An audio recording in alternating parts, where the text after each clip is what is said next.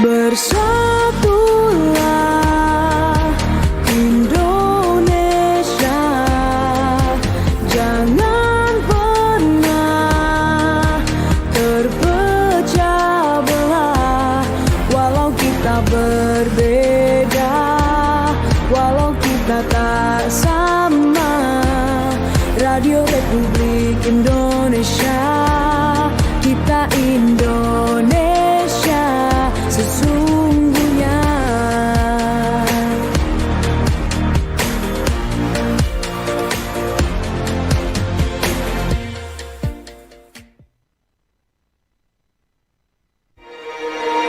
Bersatulah Indonesia, jangan pernah terpecah belah. Walau kita berbeda, walau kita tak sama, Radio Republik Indonesia, kita Indonesia sesungguhnya.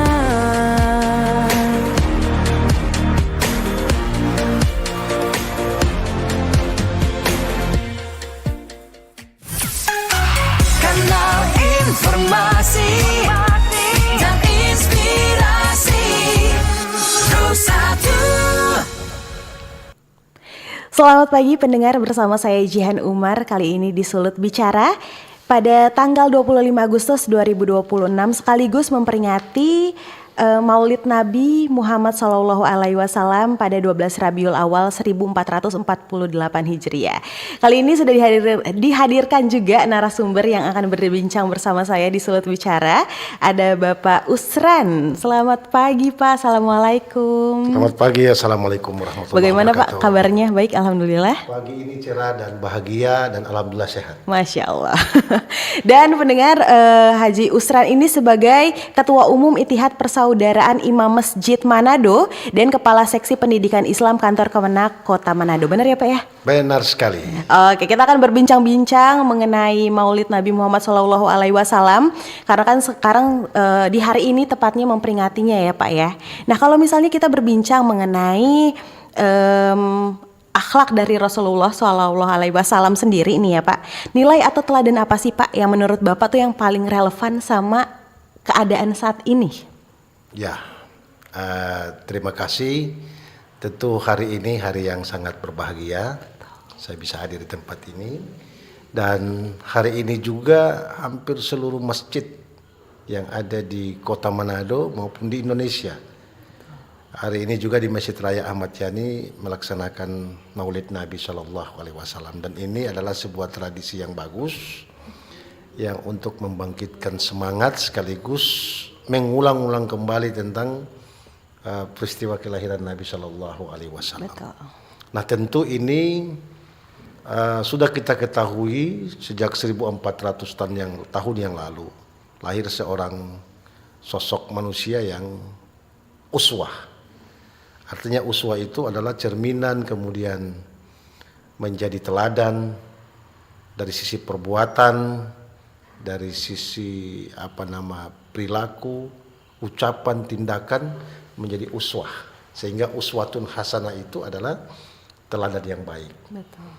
Nah tentu dengan memperingati Maulid Nabi Muhammad 1448 Hijriah oleh umat Islam di seluruh dunia, tentu ada hal yang perlu diangkat dalam sebuah peristiwa ini yang dikaitkan dengan kekinian ini. Betul. Nah tentu apa sih yang harus kita ambil keteladanan itu dikaitkan dengan situasi saat ini. Tentu kita bisa melihat generasi muda kita sekarang, tapi tidak semua. Kita bisa melihat di media sosial, di televisi dan lain sebagainya, di radio terutama RRI yang telah menyiarkan di seluruh pelosok dunia informasi ini. Tentu ada semacam sebuah pergeseran nilai dan moral. Betul.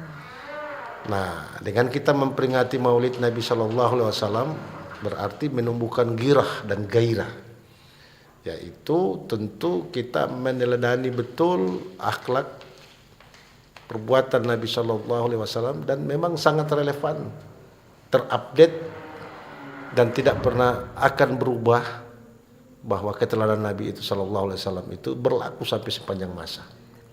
Salah satu contoh, banyak kejadian-kejadian yang kita lihat generasi muda, banyak kejadian-kejadian masyarakat, khususnya umat Islam yang justru sudah lari daripada konteks-konteks ajaran Islam, tapi tidak semua. Nah, tentu moralitas akhlak bangsa ini tentu kita harus naikkan dalam sebuah level dengan mencontohi keteladanan Nabi Shallallahu Alaihi Wasallam dari sisi perkataan, perbuatan, pergaulan, bahkan menghormati sesama umat manusia, dia berbeda agama. Nah, Nabi Shallallahu Alaihi Wasallam mencontohkan itu, bagaimana dia menghormati umat Yahudi, bagaimana dia menghormati orang-orang yang tidak seiman dengan Nabi Shallallahu Alaihi Wasallam, yang kemudian dikaitkan sekarang ini adalah terkait dengan moderasi beragama. Nah, inilah salah satu contoh-contoh yang perlu diangkat dan kemudian perlu diteladani oleh umat Islam, dan barangkali banyak juga penulis-penulis Barat yang mengangkat tentang kelahiran Nabi Shallallahu Alaihi Wasallam. Maka jejak digital Nabi Shallallahu Alaihi Wasallam tertulis dan tidak pernah luput dari sebuah sejarah. Jadi tidak pernah putus jejak digitalnya. Apalagi peristiwa kelahiran Nabi Shallallahu Alaihi Wasallam diupdatekan dengan peristiwa-peristiwa lain yang dikorelasikan dengan kelahiran Nabi Shallallahu Alaihi Wasallam. Misalnya contoh, kenapa kelahiran Nabi ini ada beberapa peristiwa yang mengikuti itu. Salah satu yang kita pernah baca dalam sebuah sejarah sirah nabawiyah, itu api persembahan kaum Majusi di saat itu di Persia, ketika Nabi Shallallahu Alaihi Wasallam lahir itu, maka itu redup. Bahkan itu ribuan tahun api itu tidak pernah mati. Tapi ketika Nabi Shallallahu Alaihi Wasallam lahir, maka api itu mati. Nah, inilah yang bagian salah satu, dan ada Kita dari Rasulullah Sallallahu Alaihi Wasallam gitu kan, akhlak-akhlaknya setiap perbuatannya adalah akhlak yang baik gitu ya Pak. Salah satunya dengan menjaga persaudaraan dengan sahabat-sahabatnya, orang-orang tersayangnya gitu ya. Nah, sebenarnya untuk konsep persaudaraan yang dicontohkan lebih tepatnya oleh Rasulullah Sallallahu Alaihi Wasallam ini seperti apa sih Pak? salah satu contoh adalah paman Nabi Shallallahu Alaihi Wasallam. Dia tidak beragama Islam, tapi dia cukup menghormati pamannya yang tidak beragama Islam. Ini sebuah contoh dalam sebuah keluarga Nabi Shallallahu Alaihi Wasallam. Dia memperlakukan paman Nabi Shallallahu Alaihi Wasallam itu walaupun tidak seakidah dengan Nabi, tapi Nabi cukup menghormati dia. Kemudian juga pergaulan Nabi Shallallahu Alaihi Wasallam, baik lawan maupun kawan itu sangat takjub melihat kepribadian Nabi. Contoh salah satunya apa? Perang. Ya, Nabi melarang membunuh wanita atau melindungi wanita-wanita hamil walaupun kemudian mereka itu musuh, atau melindungi tidak bisa membunuh anak-anak. Nah, itu dalam perang Nabi memperlihatkan akhlak terhadap anak-anak, terhadap perempuan, terhadap orang tua yang tidak boleh disentuh dalam sebuah peperangan itu. Itu contoh yang paling, makanya Hargip, seorang penulis Barat yang kelahiran Skotlandia, salah satu dia menceritakan ketokohan Nabi Shallallahu Alaihi Wasallam itu, sehingga banyak juga yang mengkritik Hargip itu dalam bukunya, sehingga kekuatan Nabi Shallallahu Alaihi Wasallam itu adalah kekuatan akhlak itu, budi pekertinya yang diperlihatkan. Bahkan Nabi Shallallahu Alaihi Wasallam itu memberikan keteladanan kepada orang Yahudi buta.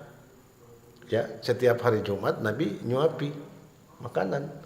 Tapi orang buta ini, orang Yahudi buta itu membenci Nabi. Dia tidak tahu yang memberi makan ini adalah Nabi Shallallahu Alaihi Wasallam. Karena kalau dia tahu itu Nabi Shallallahu Alaihi Wasallam, mungkin dia akan caci maki, mungkin dia akan bunuh. Cuman karena dia buta, dia tidak bisa melihat bahwa wajah Nabi Muhammad, maka Rasulullah memberikan sebuah perlakuan yang mulia, yang akhlaknya luar biasa kepada orang Yahudi buta ini, dia menyuapi dengan cara lembut, kasih sayang. Akhirnya ketika ditanya, siapa kira-kira yang dibenci oleh si Yahudi buta ini? Dia bilang, yang saya benci itu Muhammad. Dia tidak tahu bahwa Muhammad ini yang memberi makan dia. Betul. Ketika diganti dengan para sahabat, ketika Nabi berperangan di daerah yang lain, digantilah penyuapan itu kepada si buta. Buta bilang, si Yahudi buta katakan begini, waduh kamu tidak seperti orang yang menyuapi pertama, sangat lemah lembut, sangat sayang, sangat luar biasa. Padahal dia tidak tahu bahwa yang menyuapi itu adalah Muhammad. Betul. Tapi ketika sahabat Nabi SAW bertanya, kira-kira siapa yang engkau benci? Dia bilang Muhammad.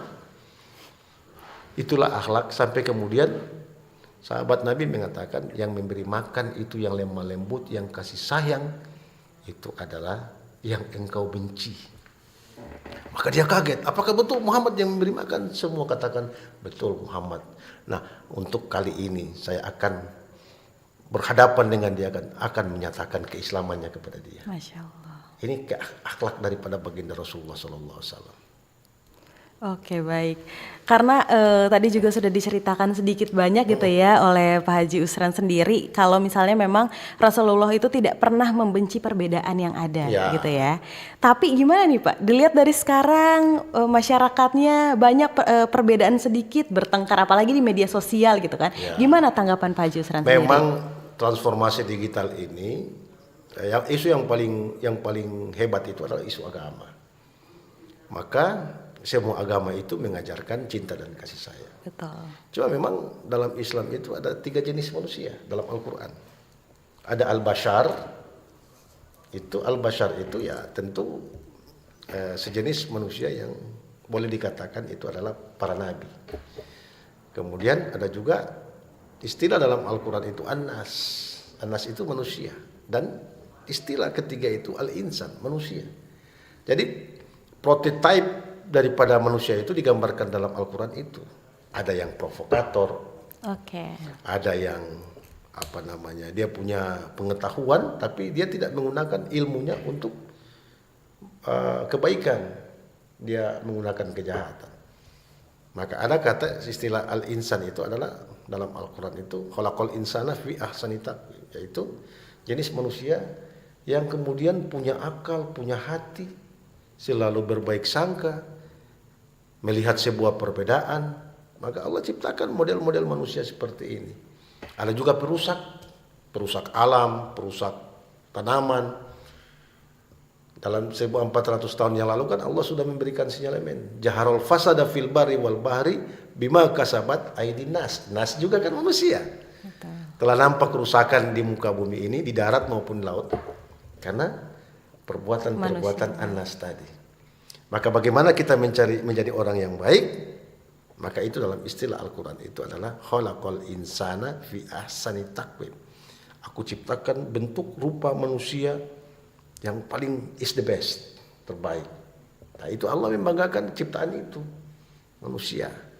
Nah, boleh kita memilih mana itu al-bashar, mana an-nas, yang provokasi dan tidak suka lihat orang hidup nyaman tapi kemudian dia ganggu. Nah, itu bisa dikategorikan dengan istilah an-nas. Sementara al-insan itu adalah orang yang menggunakan rasionalitas, kemudian dia menggunakan perasaan hati, dan dia tidak mau memprovokasi. Dia menjadi orang yang memiliki keteladanan di tengah-tengah masyarakat, sehingga dalam kehidupan ini kita perlu moderasi beragama. Sebenarnya moderasi beragama itu sudah sejak zaman Nabi Shallallahu Alaihi Wasallam. Itu antara kata, perbuatan, tingkah laku itu harus selaras. Betul. Jadi di sana dia tidak boleh dikatakan ini begini, di satu tempat dia baik, kemudian di satu tempat dia jahat, kemudian di satu tempat dia pragmatis dalam hal ini. Jadi tidak konsisten. Betul. Maka dalam Quran surat Al-Hasyr ayat 18 itu, yaitu konsisten, komitmen, istiqomah itu adalah sebuah bentuk ketakwaan. Ya ayyuhalladzina amanu taqullaha wal tanzuru nafsum ma qaddamat lighadi wattaqullah innallaha khabirum bima ta'malun. Nah, ini yang kemudian kita perlu kecerdasan, ya, kecerdasan spiritual, kecerdasan emosional, dan kecerdasan intelektual. Dan Nabi komplit itu. Dia intelektual luar biasa. Dia punya emosional, orang sudah lempar batu, orang sudah caci maki, tapi dia mampu menata, dia mampu memanajemen emosionalnya menjadi keteladanan itu. Betul. Dan yang ketiga, dari sisi spiritualitas Christian itu Nabi SAW tidak diragukan. Masya Allah. Maka boleh dikatakan akhlak, keteladanan, sehingga dalam Al-Quran Allah katakan Nabi itu uswatun hasanah, sebagai referensi kuat untuk menjadi patokan kehidupan manusia ini. Contohlah kehidupan perilaku Nabi Shallallahu Alaihi Wasallam. Masya Allah. Berarti kalau misalnya didengar gitu ya dari Pak Haji Usran sendiri, memang ada beberapa tipe manusia gitu ya, yang ada. Nah, ada yang tidak bisa dikatakan jahat juga karena kan manusia berbeda-beda. Cuman bagaimana kita menjaga nih Pak ya, agar kita tidak termasuk golongan yang seperti itu sesuai dengan akhlak dari Nabi Muhammad Shallallahu Alaihi Wasallam nih Pak, Ya, agar itu. kita terhindar. Makanya ketika Nabi itu mau berpesan kepada umatnya, yang kedua dia cuma pesan dua. Wasiat ini harus dipegang betul. Dalam hadis Nabi katakan, taraktu fikum amraini lan tadillu tamasaktum bihi fa huwa bi kitabillah wa sunnatir rasul. Kalau untuk menjaga keseimbangan, tidak miring, tidak kanan, tidak ini, jangan sampai terjebak, jangan terjadi setan lebih mendominasi pikiran-pikiran negatif yang masuk ke dalam otak dan pikiran kita. Kita berprasangka baik kepada Allah, kepada sama manusia juga kita harus kolaborasi, bergaul, menghormati, toleransi beragama.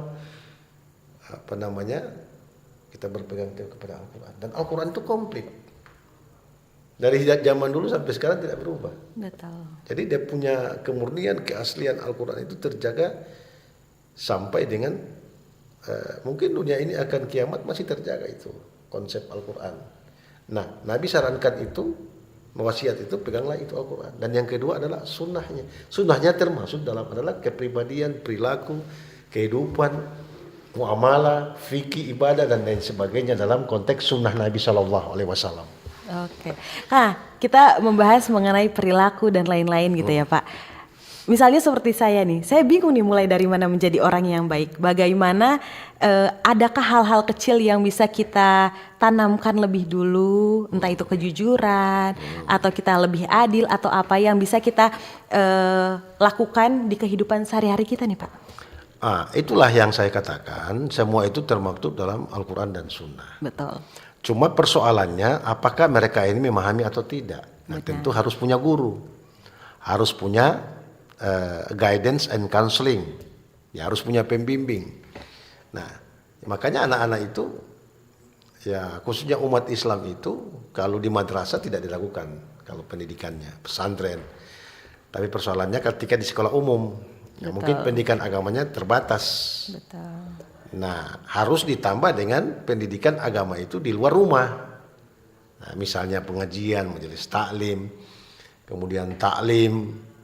Salah satunya adalah peristiwa ini untuk mengulang kembali bagaimana peristiwa kelahiran Nabi, untuk supaya mereka pahami dan ketahui bahwa pada tanggal 12 Rabiul Awal itu lahir sosok bayi yang kemudian bayi ini akan menjadi Nabi dan Rasul pada tanggal 12 Rabiul Awal atau 571 Masehi. Tentu kelahiran Nabi Shallallahu Alaihi Wasallam itu adalah pengejawantahan daripada untuk mengangkat dan menceritakan kembali sejarah-sejarah Nabi Shallallahu Alaihi Wasallam, mulai dari saat dalam kandungan, kemudian dia dilahirkan ke muka bumi ini, kemudian dengan berbagai cobaan-cobaan, dan itu kan sudah dijelaskan dalam pendidikan agama. Betul. Nah, tinggal bagaimana implementasinya ketika dia menjadi seorang anak yatim, kemudian dia berusaha menjadi mandiri, dia beternak, dia dihidupkan dengan pamannya meninggal, kemudian diganti dengan pamannya yang lain, kemudian ya ujiannya luar biasa, dan dia tidak pernah hidup senang Nabi. Dia diuji terus mulai dari masih bayi. Kalau itu diceritakan di zaman update kehidupan sekarang ini, anak-anak kita terlalu senang. Betul. Ya, Tidak merasa ada ujian yang luar biasa, rumah sakit sudah ada. Betul. Kalau siksa melahirkan sudah ambil cesar, teknologinya kedokteran sudah ada, tapi zaman dahulu. Nah, ketika ini diceritakan maka ada tertanam sebuah keimanan yang kuat kepada anak-anak kita, dan diupdate dengan zaman sekarang sangat berbeda jauh dengan kehidupan, tapi kemudian sangat relevansi dengan apa yang diajarkan, apa yang dilakukan oleh Nabi, dan apa yang dipraktekkan Nabi, dan apa yang disampaikan oleh Nabi Shallallahu Alaihi Wasallam tentang itu. Maka kalau itu makanya kan ada majelis-majelis arba'in, ada majelis-majelis tadi malam tuh luar biasa itu di masjid-masjid sampai tadi pagi ini kegiatan-kegiatan maulid, dan itu orang berbondong-bondong melakukan euforia kegiatan maulid ini untuk mengenang Nabi. Itu sebetulnya siksa dunia tapi bahagia di akhirat. Artinya memang di Taif picah keningnya, dia mau minta tolong ke siapa? Orang semua Taif tolak kedatangan Nabi Sallallahu Alaihi Wasallam. Maka inilah yang kemudian ketika kita mereview kembali, mereduksi kembali tentang cerita-cerita dalam sirah nabawiyah, kemudian dalam sejarah-sejarah kelahiran Nabi, itu akan menambah sebuah kekuatan spiritual untuk mencintai baginda Rasul Muhammad Sallallahu Alaihi Wasallam. Masya Allah. Jadi untuk pendengar bisa disimpulkan juga gitu ya, kalau misalnya memang ingin mengenal lebih jauh, mempelajari bagaimana akhlak-akhlak yang dilakukan oleh Rasulullah Sallallahu Alaihi Wasallam, bisa sekali untuk pertama untuk mengenal Islam lebih jauh lagi, mengaji dan juga mempelajari dan juga memaknai Al-Quran serta membaca kisah-kisah Nabi ya Pak Ustadz. Tapi sekarang kan udah mudah sekali.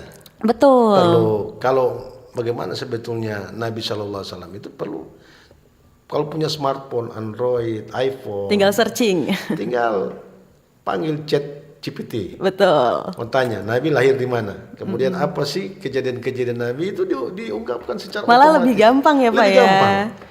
Saya juga sering menggunakan itu. Tapi kalau kemudian ini kira-kira seperti apa ini? Kan harus diupdate terus. Betul. Di samping ada buku referensi di rumah, kami ikut perkembangan zaman tentang ini. Ada AI yang kemudian ini kalau disalahgunakan juga berbahaya. Betul. Nah, perlu filter. Filter itu adalah keimanan dan ketakwaan kepada Allah dan Rasul. Masya Allah. Untuk pendengar, kita akan terus membahas mengenai teladan dari Rasulullah Sallallahu Alaihi Wasallam. Tapi sebelum itu, jika Anda ingin mengajukan pertanyaan atau ada hal-hal yang pengen ditanyakan, bisa langsung ke line telepon, SMS atau WhatsApp di 0821 95835080 atau bisa juga melalui kolom komentar di YouTube channel RRI Manado. Dan masih ada banyak banget pertanyaan-pertanyaan gitu ya yang akan saya tanyakan sendiri ke Pak Usran, tapi tunggu dulu, kita akan break sejenak dan kita akan masuk ke sesi berikutnya. Kanal informasi dan inspirasi Bersatu RRI Digital. Nikmati kemudahan interaksi, partisipasi, dan kolaborasi dengan RRI Digital. Interaksi, dengar dan saksikan siaran langsung kami, daftarkan akun kamu, dan mulailah berinteraksi di setiap program dan konten kami. Partisipasi, kreasikan konten kamu dengan berita, podcast, vlog, film, musik, dan playlist. Kolaborasi, kami mengajak berbagai komunitas untuk berkembang bersama melalui digital platform. RRI Digital sekarang menghadirkan terobosan baru, workspace platform dan online learning platform dengan fasilitas-fasilitas unggulan, monitor impact dan outcome, meeting online, video conference, dan library. RRI Digital menghadirkan fitur-fitur untuk peningkatan interaksi, partisipasi, kolaborasi, workspace, dan learning. Yuk segera download RRI Digital.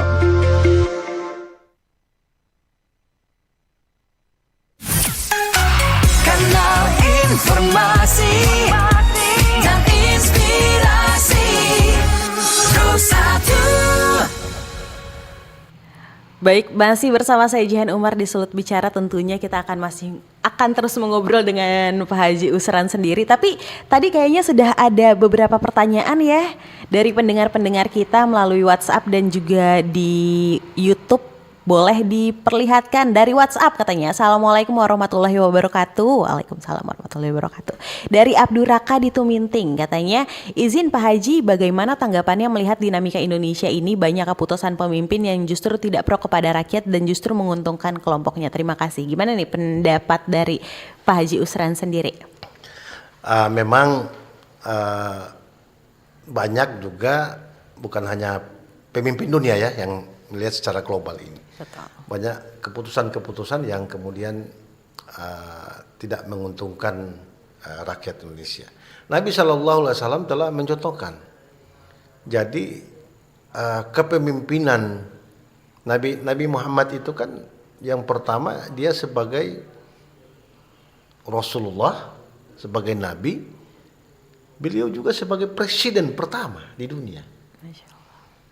Jadi negara pertama itu ada kalau dulu kan zamannya kerajaan, tapi presiden pertama itu Rasulullah SAW yang diputuskan dalam konsensus Madinah. Nah, Madinah itu sebuah negara yang kemudian itu, dan Nabi juga sebagai pemimpin perang, dia sebagai panglima perang. Jadi dia sebagai Rasul, dia sebagai Nabi, dia sebagai presiden, beliau sebagai panglima perang. Masya Allah. Ya, sebagai presiden. Karena semua keputusan-keputusan itu sentralistik, harus tanya kepada Nabi karena sosok Rasul itu adalah pengambil keputusan. Nah, tentu jika ada kemudian pemimpin yang tidak adil, tidak jujur, tidak amanah, tentu ini kan bertentangan dengan apa yang diajarkan baginda Rasulullah Muhammad SAW. Karena fenomena kehidupan di dunia ini tidak baik-baik saja. Sekarang ada peperangan yang tidak pernah berhenti dan juga terjadi musim kekeringan. Dan ini problematika karena kepemimpinan itu tentu dia tidak bisa mengcover secara keseluruhan. Apalagi kalau kita dibatasi dengan anggaran dan lain sebagainya. Sekarang kan ini sama-sama lagi kering. Betul. Air lagi kekeringan. Nah, bagaimana peran pemerintah untuk mengantisipasi itu? Nah, tentu peran-peran ulama lain lagi. Nah, bagaimana pemerintah yang tidak pro rakyat? Tentu kita melihat dari konteks kehidupan berbangsa dan bernegara tentu. Di satu sisi ada masyarakat yang memang merasa dirugikan.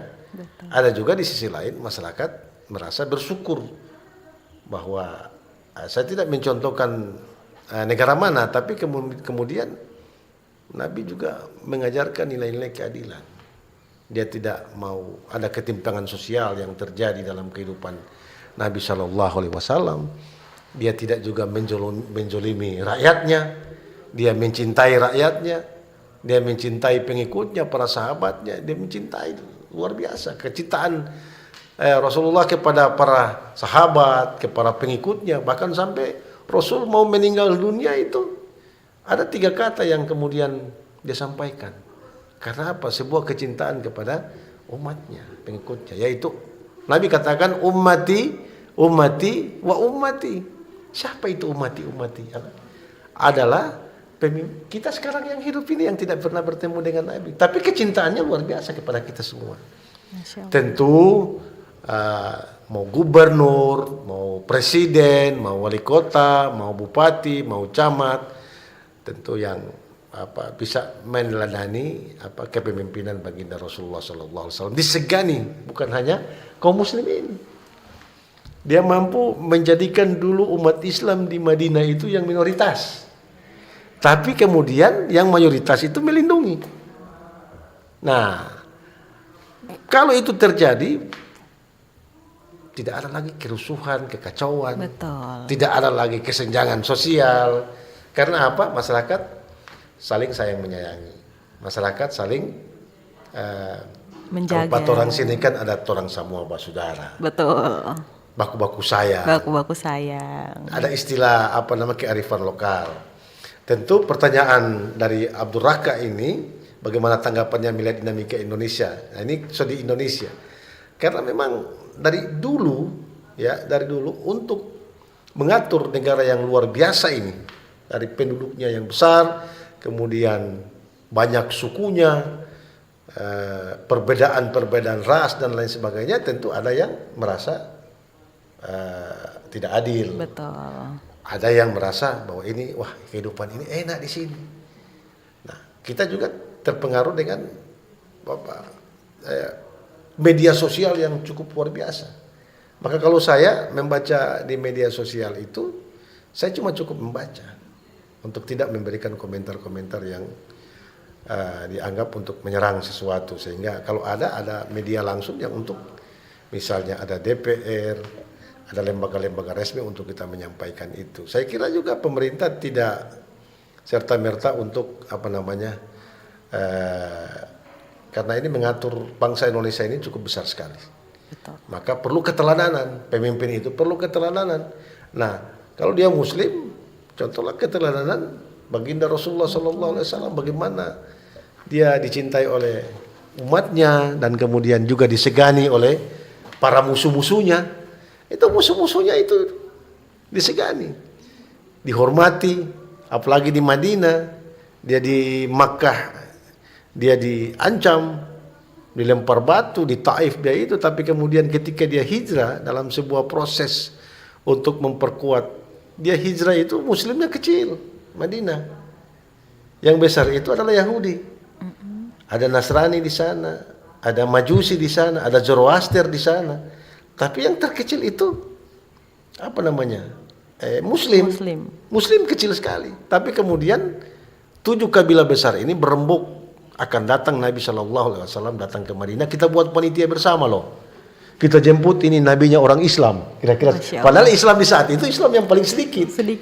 Nah, itulah yang kemudian keteladanan dari baginda Rasulullah SAW itu menjadi mercusuar yang ada di Madinah, dan kemudian dia bisa sampai ke Makkah dan sampai ke Indonesia sampai saat ini. Umat Islam di sepelosok dunia itu tetap mengedepankan prinsip kasih sayang. Masya Allah. Jadi itu ya, kalau misalnya bisa dilihat prinsip kasih sayang itu penting gitu ya, apalagi untuk rakyat-rakyatnya. Ini dari YouTube nih, ya. Pak Haji. Assalamualaikum warahmatullahi wabarakatuh. Waalaikumsalam. Andika _Bagaskara. Bagaimana kita bisa membedakan pemimpin bangsa yang amanah, yang menjalankan kewajibannya sesuai dengan tauladan Rasulullah SAW? Terima kasih. Seperti mungkin ciri-cirinya yang pertama, ya. Betul. Tentu itu keadilan, pemerataan. Jangan hanya pembangunan ini hanya dirasakan, misalnya contoh di wilayah barat terlalu banyak, sementara di wilayah timur sedikit. Nah, kemudian kami lihat ada gejolak-gejolak dan lain sebagainya. Tentu ini perlu keteladanan dan keberanian, kearifan melihat sebuah dinamika yang terjadi di bangsa kita. Salah satu adalah keteladanan itu adalah akhlakul karimah, ya, budi pekertinya, cara bicaranya, ya, kemudian cara membangun komunikasinya, kemudian tidak menyinggung perasaan rakyat, kira-kira seperti secara kemudian tidak membuat janji-janji palsu, kira-kira seperti itu. Rakyat akan merontak ketika janji tidak terpenuhi. Betul. Nah, tentu ini perlu komunikasi seorang pemimpin itu dengan rakyatnya dibangun secara harmonis. Maka Rasulullah SAW memberikan standar itu. Menyayangi rakyat, mencintai rakyat, dan pasti akan ada kick balik, rakyat akan mencintai pemimpinnya. Sebagaimana Rasulullah memberikan standarisasi terhadap kepemimpinannya yang dicontohkan baik dalam medan tempur maupun kemudian dalam kehidupan sehari-hari. Nah, itu yang saya katakan tadi. Jangankan dalam kehidupan sehari-hari, dalam medan tempur saja, dia melihat, dia bernegosiasi dulu. Sebelum kita berperang, tolong negosiasi dulu. Nah, akhirnya paling banyak terjadi negosiasinya dibandingkan dengan peperangan. Dan peperangan itu pernah terjadi, Khandak, perang Badar, perang Siffin, ya. Kemudian ini ada akhlak-akhlak yang dibangun dalam peperangan itu. Apalagi kita dalam kehidupan yang nyaman, tidak ada gejolak. Tentu satu ucapan itu harus misalnya janji. Misalnya seorang pemimpin kalau janji ini kita membuat seperti ini, ya laksanakan sesuai janjinya. Nah, alhamdulillah guru-guru janji dari pemerintah sedikit demi sedikit sudah terlihat. Betul. Karena kepemimpinan ini kan, ya kalau di negara kita kan 5 tahun. Betul. Kalau 5 tahun untuk menata secara sempurna, saya kira tidak bisa. Tidak bisa, benar. Ya tentu perlahan-lahan. Tentu saja mesti ada koreksi-koreksi. Dan juga kita koreksinya silakan disampaikan. Kalau dalam sholat, contoh Nabi mencontohkan sholat. Kalau imam sholat salah, tidak boleh interupsi. Misalnya imam salah baca ayat, ya misalnya Alhamdulillahirabbil alamin, kemudian terlewat satu ayat, tidak boleh bilang, woi imam kamu salah. Kamu tidak boleh, ada tata caranya. Mengatakan tentu mengkoreksi bacaannya dengan cara yang bil hikmah. Kemudian kalau perempuan cukup tepuk tangan. Kalau pemimpin itu salah. Oke. Nah, Nabi mencontohkan itu dalam sholat. Nah, kira-kira seperti itu. Oke, baik. Ini masih bersangkut paut nih, Pak. Ya. Kalau misalnya saya lihat di Instagram, Ya. di X gitu kan, di thread gitu, banyak kutipan-kutipan yang bilang nggak apa-apa deh kalau misalnya emang suatu negara ada kesalahan gitu ya, kita tetap bakalan masuk surga kok, jalur zolim. Emang iya, Pak? Atau ada kekeliruan nih di dalamnya? Kalau bicara surga dan neraka itu kan itu prerogatif Tuhan. Betul. Tentu manusia tidak bisa menjustifikasi bahwa ini masuk surga, ini masuk. Makanya Imam Asy'arawi itu ada menempatkan itu, Mutawalli Asy'arawi itu ada menempatkan 4 kenikmatan. Kenikmatan yang paling rendah itu harta. Yang kedua adalah sehat. Yang ketiga anak soleh. Keempat yang paling puncak itu adalah ridho. Ketika Allah ridho, pasti masuk surga. Dan itu namanya prerogatif daripada Allah. Tentu manusia tidak luput kesalahan dan dosa. Nah tentu untuk dalam kehidupan berbangsa seperti yang disampaikan ini, saya senang penyampaian-penyampaian lewat YouTube maupun dari WhatsApp. Karena media sosial ini tidak boleh dibendung. Betul. Karena biar aja dia mengalir. Ada yang membaca, kemudian dia berubah dengan kritikan-kritikan itu. Ada yang dia tidak mau berubah sama sekali. Sehingga terjadi letupan-letupan yang ada di mana-mana. Maka Nabi memberikan contoh, solusi. Solusinya apa? Dia bertakwa. Mayyattaqillaha yaj'al lahu makhrajan. Barang siapa yang bertakwa kepada Allah, pasti jalan keluar masalah-masalah itu akan selesai. Yang kedua adalah apa? Berpegang teguh kepada Al-Quran dan sunnah. Kalau ingin selamat, ingin bahagia, tidak miskin, tidak susah, bisa orang kaya di dunia tapi masuk neraka karena ada korupsi dan lain sebagainya. Bisa saja orang yang siksa di dunia, yang orang miskin, yang kemudian papa tidak dapat diperhatikan oleh pemerintah, kemudian DP kematian, kehidupan berakhir itu masuk surga. Masya Allah. Nah, karena surga dan neraka itu adalah prerogatif daripada Allah Subhanahu wa taala. Tentu dengan kelahiran Nabi sallallahu alaihi wasallam, tentu kita senantiasa menjaga persatuan kita, menjaga solidaritas kita. Kalau pemerintah itu tentu tidak di media sosial terjadi kritikan-kritikan yang luar biasa yang saat ini, maka kemudian kita bisa memilah. Minimal kita mendoakan agar supaya negara kita baik-baik saja. Mudah-mudahan Allah memberikan kemudahan kepada pemimpin kita untuk senantiasa memperhatikan masyarakat miskin. Kita doa. Kekuatan kita umat Islam itu cuma satu. Berdoa. Senjata yang paling ampuh itu yang ada pada kita semua, pada Adinda, kepada teman-teman cuma tinggal satu, yaitu doa. Tidak ada yang mampu untuk menghalangi doa seseorang itu. Ya kalau pemimpin, makanya kalau pemimpin keliru, doakan kepada pemimpin itu supaya mereka adil terhadap rakyatnya. Kemudian adil dalam segala aspek kehidupan, kesehatan dan lain sebagainya. Sebagaimana Nabi mencontohkan perilaku Nabi Shallallahu Alaihi Wasallam.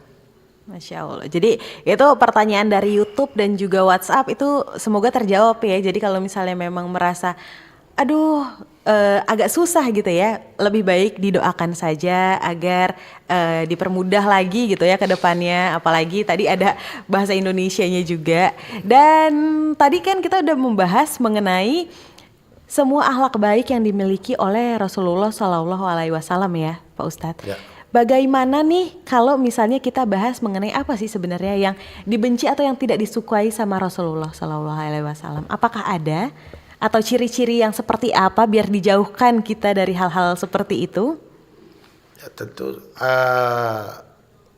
Nabi SAW sudah memberitahukan lewat sabda Rasul, bahkan Al-Quran juga menjelaskan tentang bahwa Allah itu ada yang Allah tidak suka.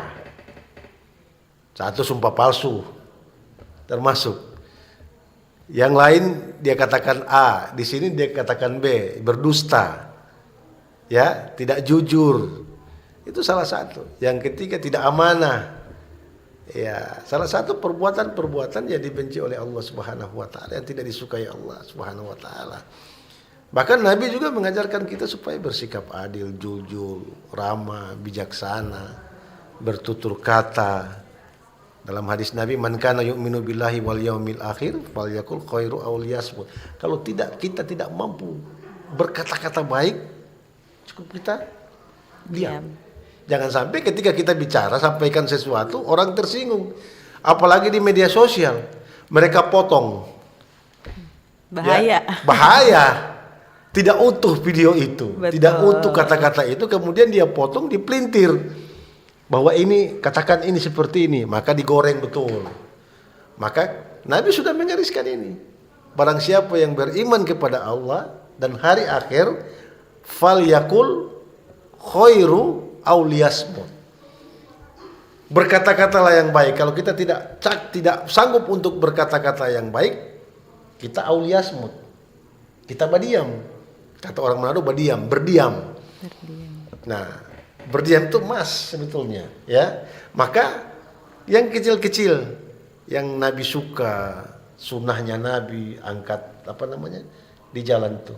Kalau ada paku, ada duri, kita jangan sampai orang luka itu salah satu kepribadian walaupun kemudian orang yang tidak lihat. Kalau di media sosial mereka akan membuat konten kreator. Jadi itu heboh luar biasa ini, dia angkat paku. Padahal itu hal yang sederhana. Tetapi kalau dia upload di blow up itu menjadi hal yang luar biasa. Betul. Itu hal yang kecil. Oke, baik. Ini salah satu hal yang bisa diteladani juga gitu ya. Jadi kalau misalnya memang terlalu ricuh untuk menyuarakan, lebih baik diam saja dulu, lihat dulu kondisinya seperti apa gitu. Jadi jangan tiba-tiba mencak-mencak, tahu-taunya ternyata kita yang salah gitu. Betul. Oke, pendengar, sebelum kita lanjut untuk pertanyaan terakhir, kalau masih ada yang ingin disampaikan pertanyaan atau pendapat gitu ya, bisa melalui line telepon, SMS atau WhatsApp di 0821 9583 5080 atau masih dibuka untuk kolom komentar YouTube RRI Manado. Kita akan rehat sejenak, kita akan break dulu sebelum masuk ke sesi terakhir.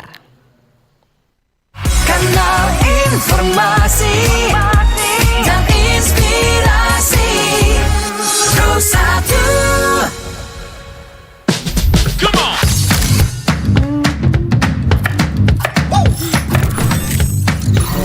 Ini baru enak.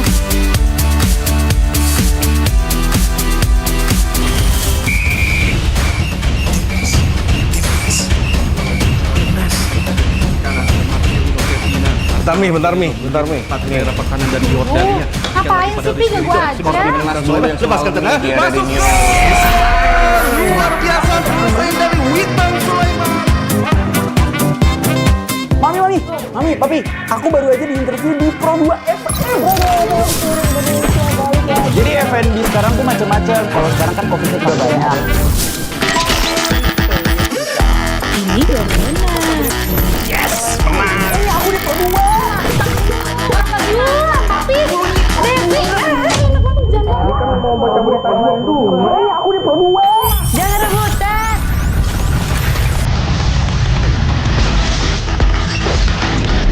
Eits, jangan rebutan. RRI bisa dinikmati dari mana aja dan di mana aja. RRI multiplatform, multi konten.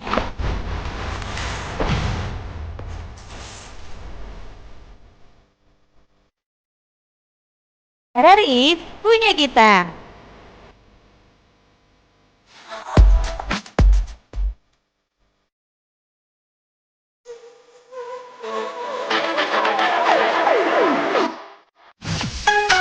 Kanal informasi dan inspirasi Terus Satu.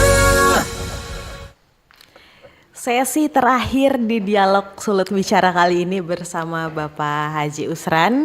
Tadi kita udah membahas akhlak-akhlak baik dari Rasulullah Shallallahu Alaihi Wasallam tentunya, karena sekarang juga kita sedang memperingati Maulid Nabi Muhammad Shallallahu Alaihi Wasallam tepat pada 12 Rabiul Awal 1448 Hijriah. Oke, sebelum kita masuk ke pertanyaan terakhir, sepertinya ada telepon masuk dulu, Pak. Assalamualaikum. Selamat pagi. Selamat pagi. Baik, dengan siapa di mana? Dengan Pak Yos di Air Madidi. Pak Yos dari Air Madidi ya, Pak? Ya. Baik, langsung ke pertanyaannya, Pak. Ada beberapa pertanyaan saya ingin tanya. Apakah orang yang banyak uang dan banyak emas itu masuk surga atau tidak? Oke. Kedua, alamat surga ada di mana? Karena Oke. banyak penganut agama mengatakan surga, sementara mereka belum pernah ke surga. Sebenarnya di mana sih surga itu? Terima kasih. Oke, ini sebenarnya pertanyaan yang menarik ya, Pak ya. Apakah orang yang banyak uang dan emas masuk surga? Tapi sebenarnya tadi udah dijelasin juga ya sama Pak Haji Usran kalau tidak justifikasi sebenarnya untuk hal seperti itu. Tapi bagaimana tanggapannya nih, Pak? Ya, ini pertanyaan Pak Yosni luar biasa ini. Di Air Madidi ya, Pak ya. Apakah orang yang memiliki uang banyak, emas banyak akan masuk surga atau tidak? Betul. Pertanyaan ini mengandung makna. Banyak contoh-contoh dan peristiwa dalam Islam terkait dengan harta benda. Misalnya contoh, dia bisa masuk surga jika harta kekayaan termasuk emas ini dipergunakan dengan sebaik-baiknya untuk beramal, untuk menyumbang, untuk membagi harta warisan secara adil. Kita juga bisa masuk neraka kalau kita tidak bisa membagi harta warisannya yang tidak adil. Kalau dalam Islam berlaku prinsip mewaris namanya. Anak laki-laki lebih besar daripada anak perempuan. Tapi kalau itu dimusyawarahkan bisa bagi sama. Tapi kalau dalam hukum Islam itu ada pembagian tidak sama antara anak laki-laki dan anak perempuan. Harta juga bisa mendorong kita untuk masuk neraka. Kenapa? Harta ini tidak digunakan, misalnya kita menggunakan untuk main judi, kita membeli sesuatu yang tidak mendatangkan kebaikan kepada diri kita, dan kita hanya mendatangkan kemudaratan bagi diri kita. Itu juga perbuatan-perbuatan yang tidak diinginkan oleh Allah Tuhan yang Maha Kuasa. Kalau harta bendanya ini lebih ada kalau dalam Islam ada, kau punya harta ya, kau punya ini sudah ikut takarannya, kemudian tidak mengeluarkan 2,5%, haknya fakir miskin dan 8 asnaf, itu juga menjadi dosa buat kita dan itu bisa mengantarkan kita untuk tidak taat kepada Allah.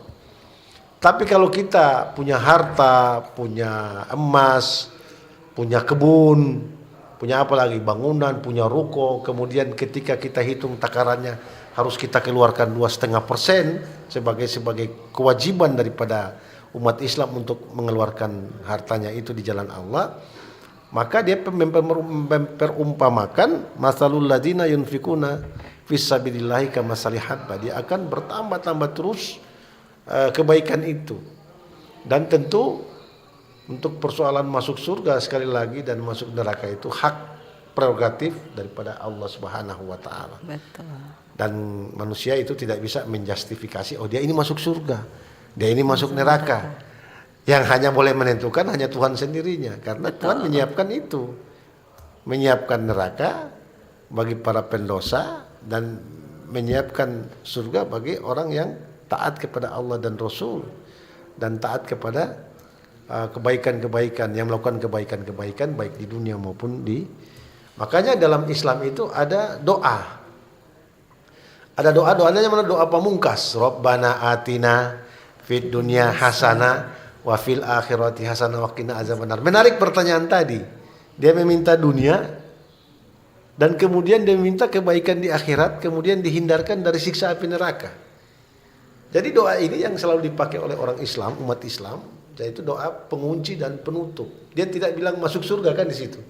Hindarkanlah aku dari siksa api neraka. Nah, kalau sudah terhindar dari api neraka berarti Insya Allah masuk surga. Kemudian pertanyaan yang kedua, di mana sebenarnya surga itu? Karena kita tidak pernah ke surga nih, Pak Haji. Bagaimana tuh tanggapannya? Itulah, makanya kan kita cuma menjelaskan tentang keutamaan-keutamaan untuk mencapai surganya Allah. Persoalan di mana tempatnya, Ustadz juga belum pernah pergi ke surga. Di mana? Sedangkan orang mati saja tidak menjelaskan tentang surga. Tapi kemudian kita bisa mengambil bahwa Allah menciptakan surga ini bagi orang-orang yang Dia ridhoi. Maka nikmat yang paling tinggi itu ketika Allah ridho kepada seseorang, maka tidak ada penghalang dia masuk surga. Persoalan di mana tempatnya surga itu kan manusia tidak bisa menjangkau itu. Bahkan waktu kematian saja kita tidak bisa memprediksi, apalagi kita masuk surga. Tentu dalam Islam mengajarkan kita untuk senantiasa berbuat baik. Sesuai dengan tema ini adalah bagaimana kita memupuk persaudaraan dan bagaimana kita melihat keberagaman itu adalah sebuah potensi yang besar untuk kita menjadikan sebuah bangsa yang beradab. Misalnya rakyat, sikap apa yang bisa dijalankan dari Rasulullah dalam hal ini? Ya. Kan dari Rasulullah dalam hal ini. Ya. Jadi pertanyaan sudah mengarah kepada kepemimpinan. Memang temanya kepemimpinan ini. Tentu mengatur negara ini tidak semudah dengan apa yang kita bayangkan. Semua presiden-presiden mulai dari zaman presiden pertama sampai presiden yang saat ini itu, ya kepemimpinan itu ada kurangnya. Kepemimpinan itu ada lebihnya. Di mana kurangnya dan di mana lebihnya sebagai manusia biasa. Tentu ya ini media sosial yang cukup luar biasa. Tentu ketika ada sering melukai hati Pak Kevin, tentu ini adalah bagian daripada ujian yang cukup luar biasa yang diuji oleh bangsa Indonesia bagi kita semua. Rasulullah SAW sudah memberikan apa yang telah saya jelaskan pada awal itu adalah keteladanan. Keteladanan ini adalah nomor satu, ya. Keteladanan ini keteladanan berbicara, keteladanan untuk menyampaikan, berkomunikasi. Nah, kalau hilang keteladanan itu, maka hilanglah marwah daripada kepemimpinan itu sendiri. Maka tentu kita berharap bahwa kita bangsa Indonesia bangsa yang besar, sebuah negara yang banyak sukunya, banyak perbedaannya, banyak emas di sana, banyak intan di sini, banyak nikel di sana, banyak kekayaan-kekayaan yang sumber daya alam yang cukup luar biasa. Tentu ini banyak penyampaian aspirasi ini disampaikan lewat mekanisme, ada lewat turun ke jalan, dan ini adalah sah dalam langkah untuk menyampaikan aspirasi. Tentu kita berharap dan kita berdoa semoga harapan-harapan kita semua sebagai rakyat ya akan didengar oleh pemimpin kita, dan insya Allah saya kira kehidupan kita akan berjalan dinamis, dan kemudian kalau kekurangan-kekurangan tentu kita berharap kebaikan-kebaikan. Ada satu yang saya sampaikan tadi bahwa kekuatan kita cuma satu. Berdoa. Kekuatan dan senjata yang paling ampuh yang kita peroleh cuma satu, tidak ada apa. Kalau kita cuma berkata di media sosial mereka tidak dengar, marilah kita gunakan doa. Tapi doa jangan emosional. Nah, kita berdoa kebaikan dan perbaikan, misalnya di bidang ekonomi, di bidang sosial, di bidang politik. Dan mudah-mudahan pemimpin kita akan dengar. Mudah-mudahan pembantu-pembantu presiden akan menyampaikan ini, dan ini sudah banyak juga orang yang tidak puas, banyak orang yang suka, banyak orang yang ya begitulah kehidupan dinamika seperti kehidupan baginda Rasulullah SAW. Mau bilang apa kekurangan Nabi?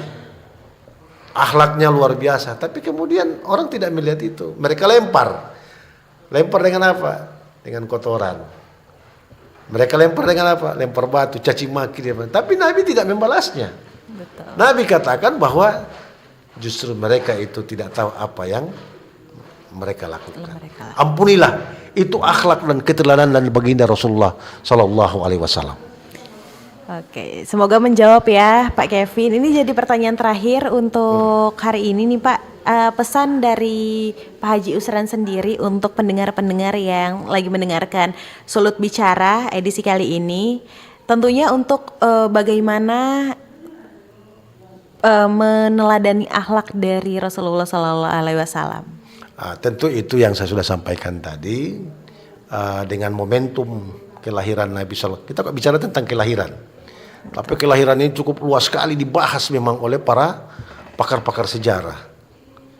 Apa inti daripada kelahiran seorang bayi ini adalah yang menjadi pemimpin besar yang diprediksi oleh, bukan orang Islam sendiri yang prediksi, bahwa akan lahir seorang manusia yang namanya Ahmad, laki-laki, yang kemudian ini akan menjadi sebuah peradaban yang luar biasa yang terjadi di Jazirah Arab, yaitu baginda Rasulullah. Karena apa? Kekuatan itu telah diungkapkan oleh Hargib tadi, oleh para penulis-penulis Barat, bahwa kekuatan, maka bahkan juga penulis terkenal itu menempatkan Muhammad dalam posisi Michael Jihad menempatkan posisi Muhammad di ranking yang pertama pemimpin dunia. Walaupun kemudian ini banyak juga kontroversi terhadap Muhammad SAW yang dikritik habis-habisan oleh baik dari kalangan penulis Barat sendiri maupun penulis-penulis. Dia mengatakan bahwa apa sih kekuatan baginda Rasulullah Muhammad SAW? Yaitu keteladanan tadi, akhlak, cara bicaranya, cara menghormati yang lebih muda, cara menyayangi yang lebih kecil. Bahkan anak-anak diajak berkomunikasi dengan baginda Rasulullah SAW. Karena apa? Persaudaraan itu yang diutamakan dalam kehidupan. Musuh takluk dengan apa? Dengan akhlak Nabi. Ya, orang yang datang, Umar bin Khattab yang datang kepada Nabi untuk memotong batang leher karena adik dari Umar bin Khattab, waktu itu Umar belum Muslim. Ketika dia datang kepada baginda Rasul sebagai manusia biasa tentu sedikit gugup ya, kedatangan Umar bin Khattab yang kemudian boleh dikatakan dia orang yang terkenal dan orang yang jago saat itu. Apa Nabi katakan? Ketika dia mendengarkan bacaan Al-Quran dari adiknya, maka pedang yang dia pegang itu jatuh. Dia datang kepada Nabi, berubah pikirannya untuk datang menyatakan, wahai Rasulullah, aku akan beriman kepadamu. Padahal dia bukan orang yang beriman, dia datang, pedangnya terlepas. Padahal niat dari rumah itu dia akan memotong lehernya Nabi SAW. Karena apa? Kehebatan akhlak dari Rasul. Nah, kalau pemimpin kalau sudah hilang keteladanan akhlaknya, maka tunggu kehancurannya. Maka kekuatan begitu juga. Yang kesimpulannya, yang kedua adalah jangan pernah berhenti untuk berdoa. Bahwa doa itu adalah kekuatan dan senjata yang paling ampuh yang terakhir dimiliki oleh umat Islam atau setiap orang-orang yang pasrah diri atau menyerahkan diri kepada Allah Subhanahu wa Ta'ala. Masya Allah, terima kasih Pak Haji Usran sudah sedikit banyak gitu ya memberikan pelajaran-pelajaran yang cukup banyak juga gitu untuk kita semua, apalagi untuk pendengar-pendengar dari program RRI Manado, program 1 RRI Manado, dan semoga kita juga bisa belajar dan terus meneladani akhlak baik dari Rasulullah Sallallahu Alaihi Wasallam. Sekali lagi terima kasih Pak Haji Usran sudah bergabung di dialog Terima kasih. ini. Dan pendengar, sekian untuk dialog pada tanggal 25 Agustus 2026. Saya Jihan Umar, selamat pagi dan sampai jumpa.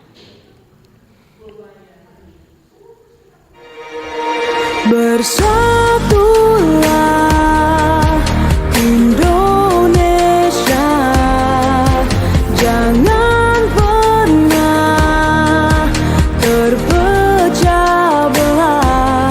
Walau kita berbeda, walau kita tak sama, Radio Republik Indonesia.